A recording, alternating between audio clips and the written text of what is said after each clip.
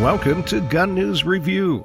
Montana U.S. Senate candidate Matt Rosendale and the NRA's lobbying arm are formally being accused of illegally coordinating campaign advertising this month. Campaign Legal Center in Giffords filed a complaint Monday with the Federal Election Commission. The action was taken after the Daily Beast this month posted an audio recording of Rosendale saying he expected the NRA to support him in his campaign against Democrat U.S. Senator Jon Tester. Rosendale's campaign says he was speaking about an NRA endorsement, not about an ad buy.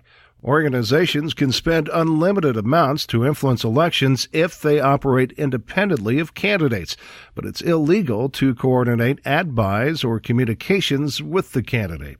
The political arm of Michael Bloomberg's Everytown for Gun Safety is pouring millions of dollars in to support candidates in 4 states. Everytown's fund says it will initially spend up to $10 million in Georgia, Michigan, Nevada, and New Mexico. The money will cover independent expenditures such as mail, TV, and radio ads. It will also include contributions to candidates.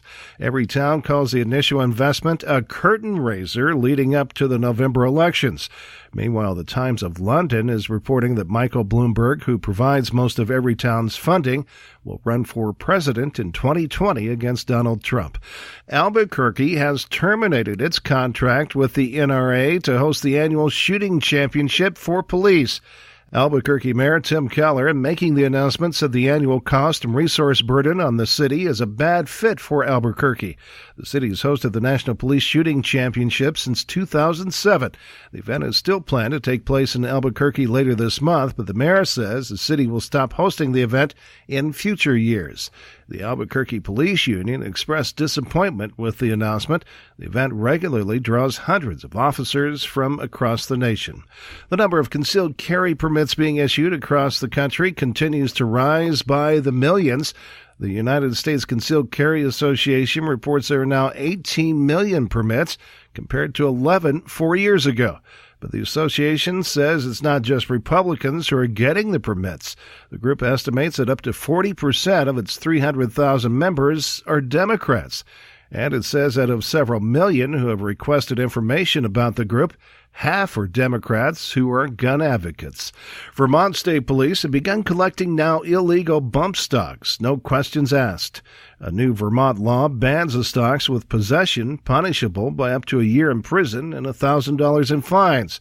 The law provides for gun owners to turn them in anonymously. Vermont State Police say they'll accept the devices all week, but the stocks must be removed from the gun. No information will be taken from those who turn them in. The devices will be stored by police until they can be destroyed. You're listening to Gun News Review. A Louisiana toddler is dead after an accidental shooting. The Livingston Parish Sheriff's Office says the 2-year-old died Monday morning after climbing up on a stool, grabbing a handgun off a counter, and firing it. Deputies found the child with a gunshot to the face. The child was taken to a hospital and pronounced dead. Authorities have not determined if any charges will be filed. And here's the kind of concealed carry permit holder you don't want to be. Police in Tacoma, Washington say a man shot himself in the leg at Chuck E. Cheese this weekend, and that caused panic with customers. The gunshot sparked fears of an active shooter situation. Some parents were sent scrambling to protect or search for their children. The 22-year-old man has a concealed carry permit, although the restaurant specifies that guns are not allowed. The man was hospitalized but is expected to make a full recovery. You've been listening to Gun News Review, comprehensive and concise.